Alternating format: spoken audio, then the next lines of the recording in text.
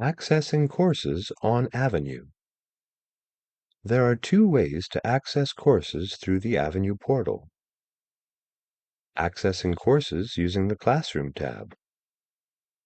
On the Avenue banner, click on Classroom. Note that the dashboard appears.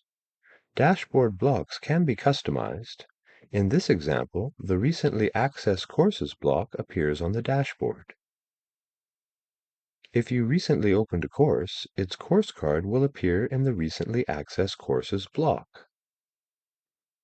Click on the course name to open the course. The course page opens. Accessing courses using the My Courses tab. On the Avenue banner, click on My Courses. The My Courses page appears, showing cards for all courses in which you are enrolled. To open a course, click on the Go to Course button. The course page opens.